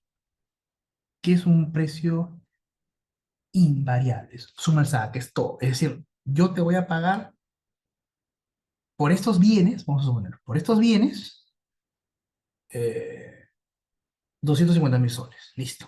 No sé, porque son computadoras, laptops, no sé. Pero puede ser que el día de mañana haya pues una crisis internacional y se incremente el valor de las laptops. Se incrementa. Pero como ya el Estado, el contratista, han contratado por suma alzada, así se incremente, ese es prácticamente un perjuicio que tú, como contratista, vas a tener. Porque hay un pago único establecido. Es ese monto, por suma alzada. Claro que durante el arbitraje se puede discutir la equivalencia de las prestaciones, todo es debatible, obviamente, ¿no? Pero hay un sistema de contratación. En cambio, los de precios unitarios, es decir, yo puedo calcular por el incremento de las prestaciones y el pago puede ser mayor. Incluso hay un valor referencial. Entonces, va a depender del sistema de contratación. Eso es lo que te puedo indicar. Va a depender del sistema de contratación. Si es un sistema de contratación subversada, si es un sistema de contratación de precios unitarios. Va a depender de ahí. Pero lo que me dices no es un adicional. La variación de precios no es un adicional. El adicional es lo que no estaba contemplado en las bases. Es un adicional. Para volverlo a bienes, yo tenía presupuestado con el contrato adquirir 100 laptops, pero ahora ya no van a ser 100, pues van a ser más. Es un adicional. ¿Qué provoca un adicional? Que hay una modificación del contrato. Y en vez de 100 van a ser 120 laptops. Es una modificación del contrato. No estaba previsto antes. A eso me refiero con adicional. Gracias por la pregunta. El inicio del procedimiento de solución no suspende o paraliza las obligaciones contractuales, correcto. Entonces, esta lámina es relevante para indicar que los adicionales no son arbitrables. Bueno, los adicionales no aprobados, ¿no? Los no aprobados. Los no aprobados. Esto es importante que lo diga la nueva ley. ¿Por qué? Porque con la actual ley eh,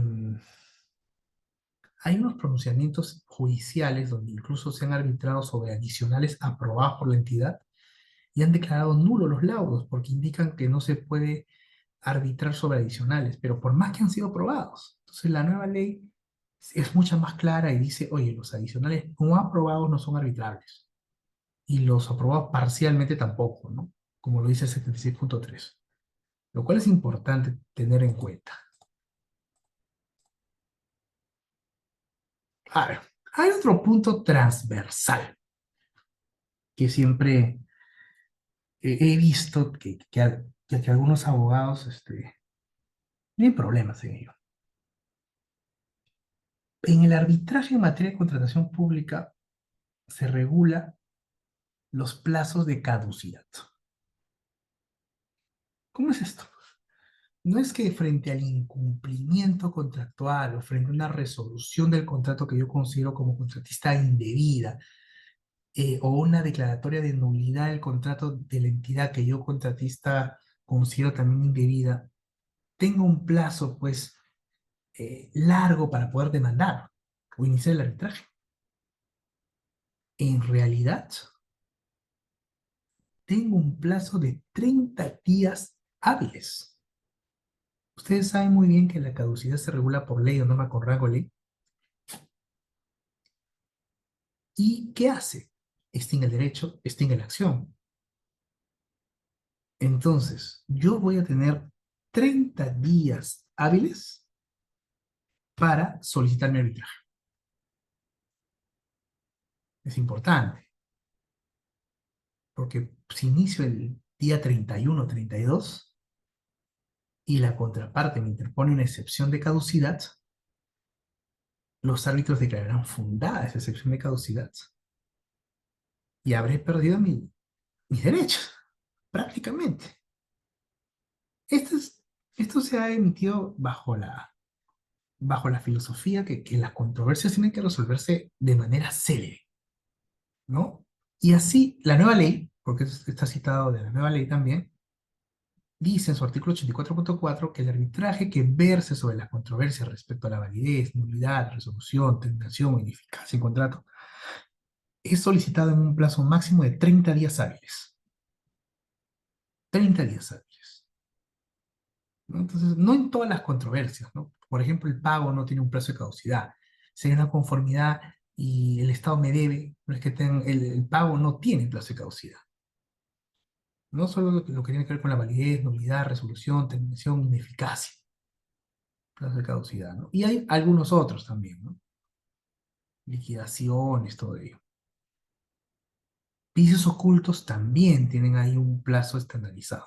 La idea no es memorizarse los plazos en sí, pero sí es importante tener en claro que la ley de contrataciones del Estado regula plazos de caducidad para iniciar un arbitraje.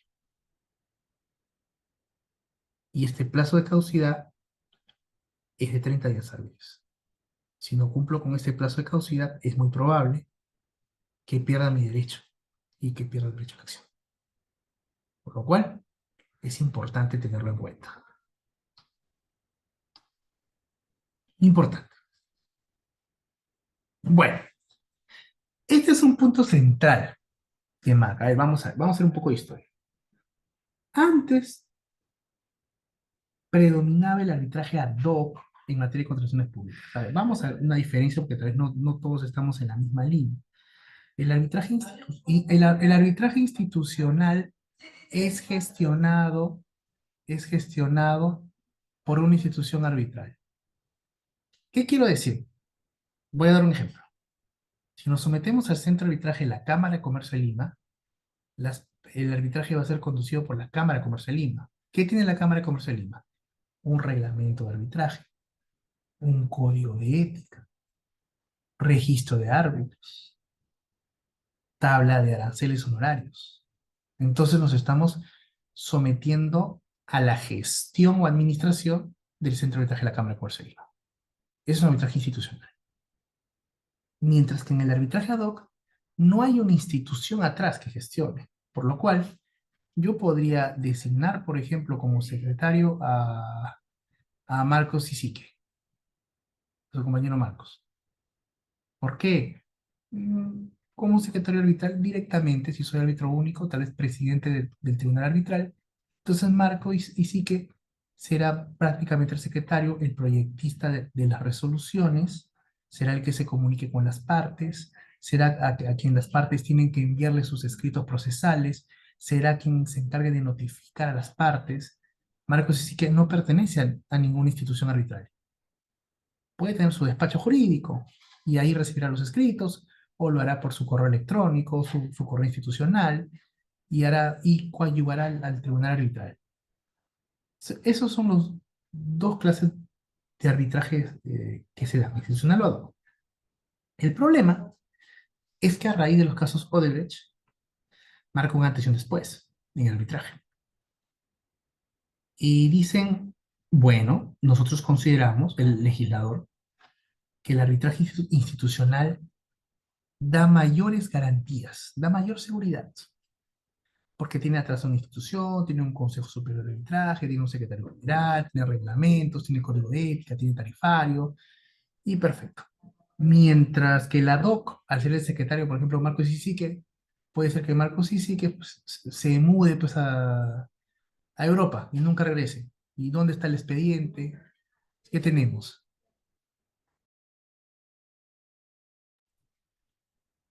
Entonces, pero no hay mayor responsabilidad de Marcos Isique, ¿no? De su compañero, es individual, pero una institución arbitral da más respaldo. Al menos esa es la filosofía del legislador. Podemos estar en contra o a favor, eso es otro tema. Entonces, a raíz de ello, la ley de arbitraje se modifica a través del decreto de urgencia 020-2020 y el decreto de urgencia 020-2020 indica de forma literal que en los arbitrajes donde una de las partes sea el Estado, cuando las controversias sean por montos mayores a 10 UITs, por eso dice el número 10 ahí, mayores a 10 UITs, los arbitrajes debían ser institucionales. Eso es lo que dice el decreto de urgencia 020-2020. Pero esa es la ley general. Pero la ley especial, que es la ley de contrataciones del Estado, tenía una regulación especial. ¿Cuál era? Que solo podremos tener arbitrajes ad hoc cuando no supere el monto de conflicto no supere los 5 millones de soles, que es lo que tenemos vigente a la fecha. Pero la nueva ley, que entra en vigencia el próximo año, ha vuelto y ha disminuido el monto. Es decir, está en la misma línea del decreto de urgencia 020-2020. ¿Qué dice? Que toda controversia que supere el 10% de la UIT se deberá hacer a través de un arbitraje institucional. Vamos a ver. El artículo 84.1 dice: el arbitraje al que se refiere la presente ley es de derecho nacional o internacional y se desarrolla en idioma español. Cuando hubiera arbitraje internacional, se podrá acudir a cortes arbitrales en otros países o foros de reputación reconocidos internacionalmente.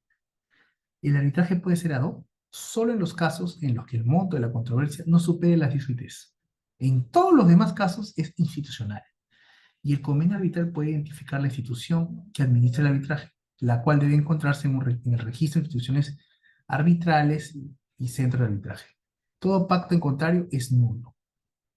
Todo pacto en contrario es nulo. Justo lo que es el registro de centros de arbitraje y todo eso vamos a ver la próxima clase, que nos toca el martes todavía. No vamos a abordar sobre los centros de arbitraje, el registro, pero lo que quiero indicar acá, y lo que es objeto sí de esta clase, es que prácticamente ahora ya podemos entender por qué dije que se ha matado al arbitraje ad hoc. Porque 10 UITs estamos hablando prácticamente de ¿cuántos? 60.000 soles. no más de 60.000 soles, ¿no? Entonces, pues tener controversias sobre 60.000 soles no es rentable, por lo cual los secretarios arbitralizados o los secretarios arbitralizados o toda persona que estaba interesada en la secretaría arbitralizado ahora han creado sus centros de arbitraje, pues. ¿Y qué han hecho? Han creado su persona jurídica y ahora tienen su consejo directivo de arbitraje, tienen un registro de árbitros, tienen un tarifario y prácticamente ahora son centros de arbitraje.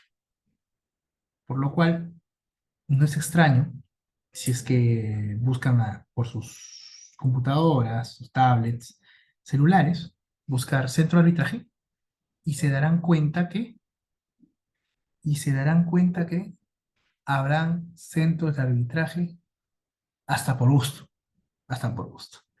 Ya no solo los tradicionales. Pero esto se debe a los cambios que ha ido surgiendo, pues, y obviamente el mercado ha ido adecuándose a la ley. El mercado arbitral. El mercado arbitral. Bueno, llegamos al tema del árbitro. No hablaremos del registro, del registro, ¿no? Del árbitro, pero sí hablaremos de manera general sobre el árbitro, que es la persona que va a decidir la controversia sometida a su competencia. Es la persona que va a seguir y es la persona en realidad más trascendente en el arbitraje. Es por eso que se dice que debemos ver bien cómo vamos a constituir el tribunal arbitral, porque tal vez sea la piedra angular de tu arbitraje. La piedra angular, porque el árbitro debe tener ciertas características, si bien académicas, formales, también debe tener ciertas características en realidad, eh, también más que académicas, experiencia, también experiencia, y también con mucha inteligencia artificial, in- inteligencia artificial emocional también, disponibilidad de tiempo, hay muchas características, ¿no? Hay muchas características, sobre todo en un mercado que sucede lo mismo que las instituciones arbitrales. He dicho que hay instituciones arbitrales como para regalar, ¿no? Lo mismo supuestamente sucede con los árbitros, que en realidad muchos son árbitros porque se dicen árbitros, pero de experiencia arbitral no tienen experiencia arbitral. Entonces también hay que tener bastante cuidado con eso. Y el OCE ha tratado de regular registros, que es la nueva ley, que justo es la próxima clase que nos toca, ¿no?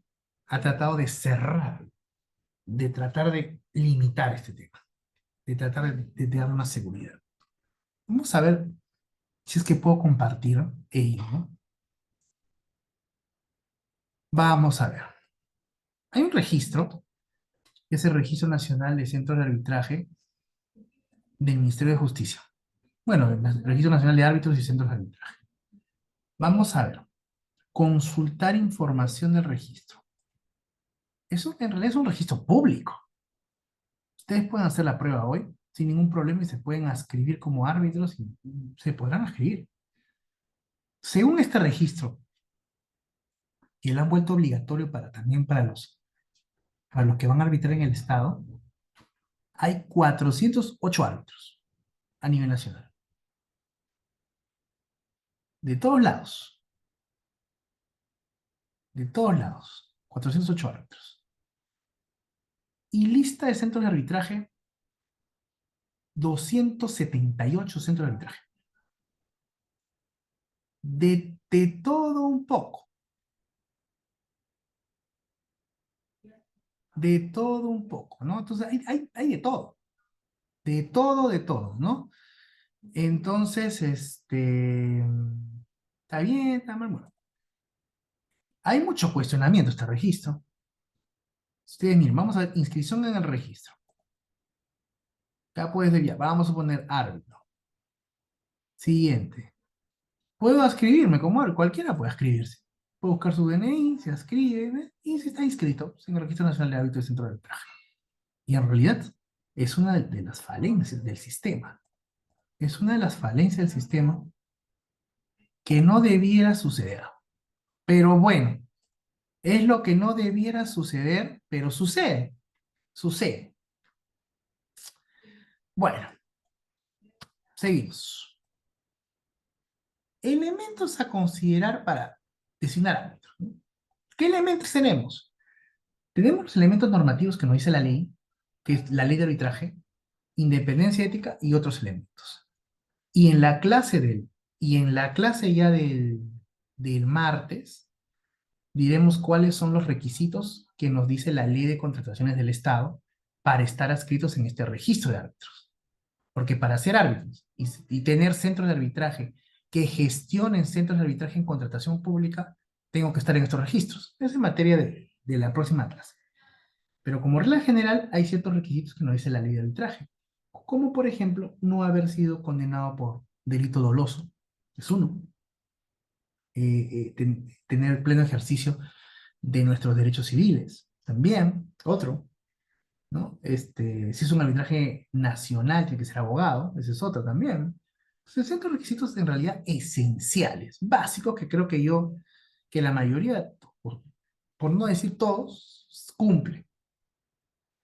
Otros requisitos, donde me voy a detener en las próximas láminas, es la independencia e imparcialidad del árbitro. Y cuando ya digo otros elementos, ya hablo de la disponibilidad de tiempo, de la experiencia, de la reputación del árbitro, ya son otros elementos más subjetivos. Cuando hablo de independencia e imparcialidad del árbitro, estoy conversando sobre el aspecto objetivo e independencia, es decir, que el árbitro no tiene que tener vinculación con las partes, ni debe imparcialidad verse, tener un interés en la controversia o cómo se va a resolver la controversia. Entonces, el punto central en realidad en el árbitro no es qué requisitos tiene ni nada, sino las buenas prácticas arbitrales. Ese es el punto central. ¿Por qué? Porque lamentablemente muchas partes ven al árbitro como un abogado de parte. ¿Cómo funciona esto? Frente a una controversia, el contratista piensa que su árbitro debe estar a favor de su posición o que debe tener o que debe votar a favor de su posición y viceversa. La entidad también podría pensar eso. Y eso no son árbitros, pues, porque los árbitros son ajenos a las partes y ajenos al conflicto que van a resolver, completamente ajenos. Pero las partes piensan que los árbitros son su voto, asegurar un voto en el tribunal, lo cual desnaturaliza al arbitraje, lo desnaturaliza. En ese sentido, lo que la ley ha querido, tanto la ley general, tanto el decreto legislativo 1071, como la ley de contrataciones del Estado, da mucho énfasis al deber de revelación o al deber de declaración. ¿Qué es esto? Cuando un árbitro acepta un caso, no solo basta aceptar o rechazar, sino tiene que revelar o declarar toda circunstancia que dé lugar a dudas justificadas sobre su independencia y parcialidad. Por ejemplo, vamos a dar ejemplos. Que el abogado que lo designó también lo designó en otro arbitraje el año pasado. Tendría que revelarlo. Si con el coárbitro que ha estado, que están en el tribunal arbitral, han tenido un estudio juntos o han defendido alguna causa. Entonces, el árbitro tiene que ser y parecerlo. Y tiene que revelar toda circunstancia que considere que cause dudas justificadas sobre su independencia y imparcialidad. Claro está que nuestra ley de arbitraje no establece, no establece qué acciones dan duda a tu independencia y imparcialidad, o qué conductas tú debes revelar, o qué conductas sirven para aceptar o denegar un caso. No lo dice. Pero quien sabe arbitraje sabe obviamente que pues una circunstancia, por ejemplo, pues si es que si la parte me ha designado en otro arbitraje, yo tengo que revelar, porque el arbitraje es sinónimo de transparencia. Y el árbitro tiene que ser transparente con las partes. Por más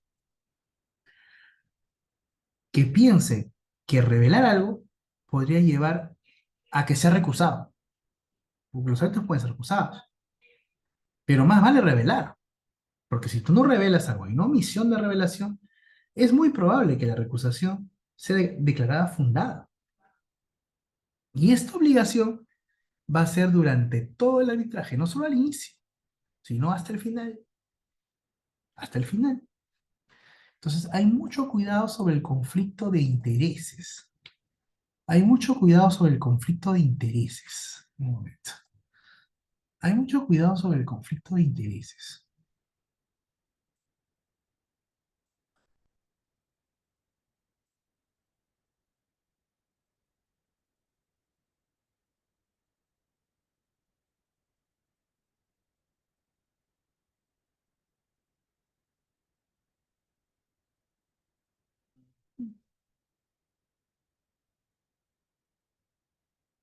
Un momento.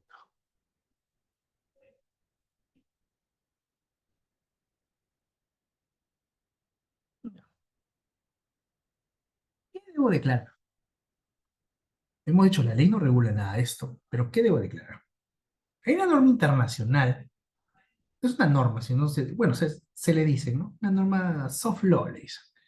Es decir, no está positivizada, no es un cumplimiento obligatorio, pero sí son recomendaciones dentro del arbitraje, ¿no?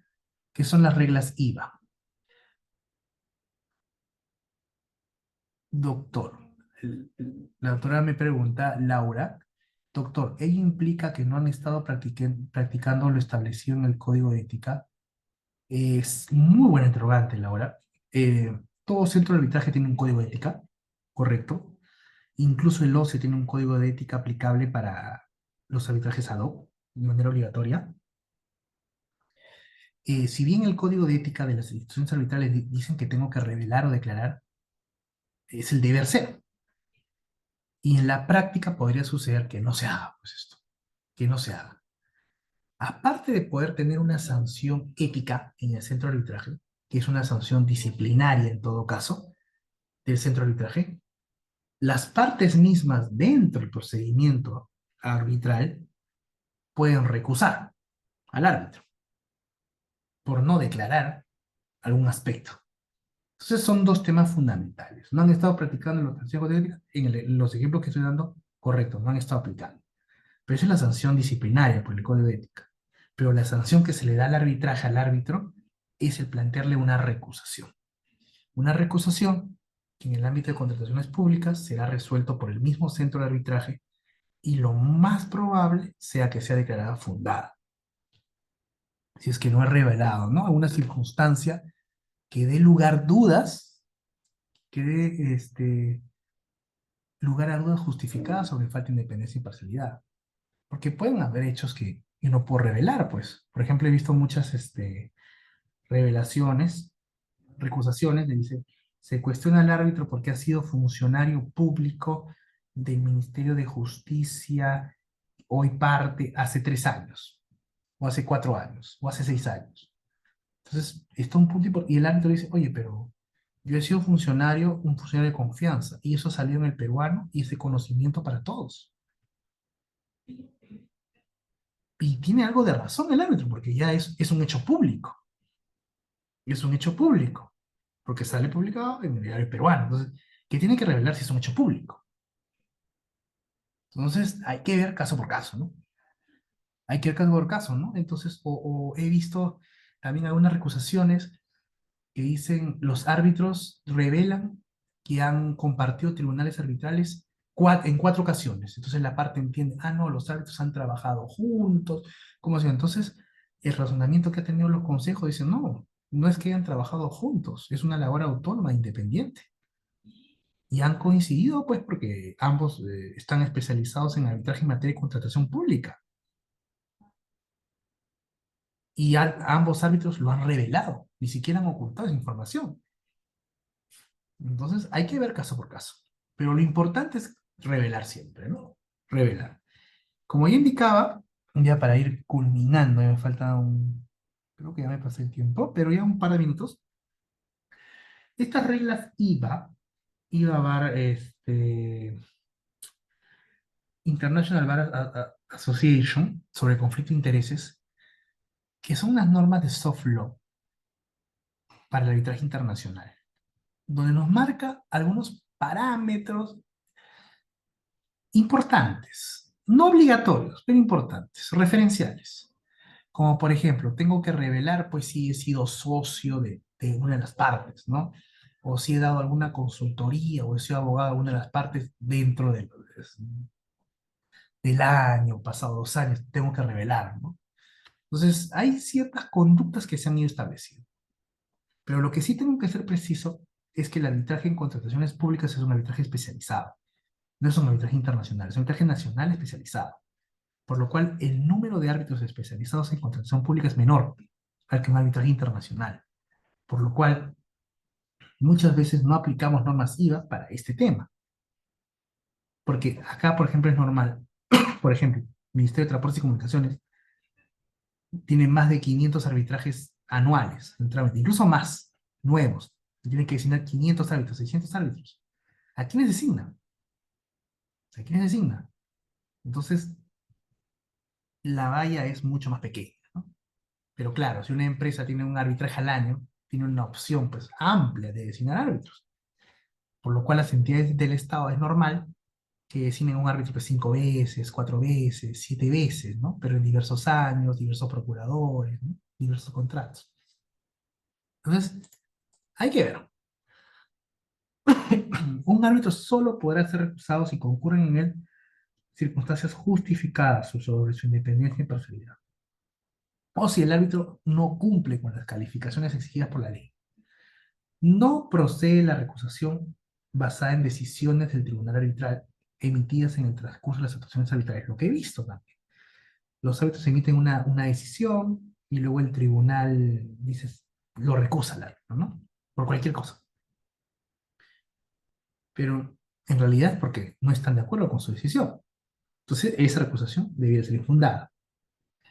Lo que se estila en la práctica ahora, he visto mucho, es que en el arbitraje, algunas partes no quieren recusar a los árbitros porque hay relaciones ahí, profesionales, y lo que hacen es pedir la exclusión, ¿no? Es decir, piden el apartamiento del árbitro, ¿no? Entonces dicen, respetuosamente, señor árbitro, luego de haber revelado, nosotros consideramos que habían hechos que pueden afectar, ¿no? El curso del arbitraje, solicitamos respetuosamente se aparte. Si no se aparta, plantearemos una recusación. Y el árbitro, bueno, se aparta, pues, ¿no? Se aparta porque en el arbitraje en contratación pública bueno, ya hay algunas instituciones arbitrales, por ejemplo, Católica, que por más que un árbitro renuncie, porque tiene una recusación y renuncia, Católica se pronuncia sobre la recusación. Entonces, y en el arbitraje es mal visto, obviamente, tener recusaciones fundadas, ¿no? Por lo cual hay que cuidarse bastante de las recusaciones fundadas. Entonces, muchos árbitros prefieren apartarse del tribunal arbitral.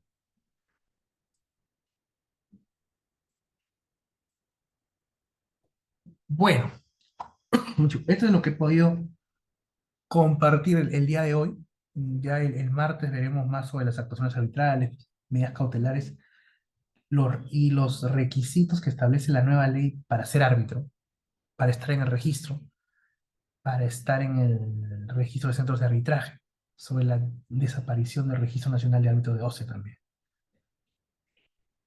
Doctor Dávila, Profesor, muchísimas gracias. Entonces estamos finalizando la grabación, doctor. sí.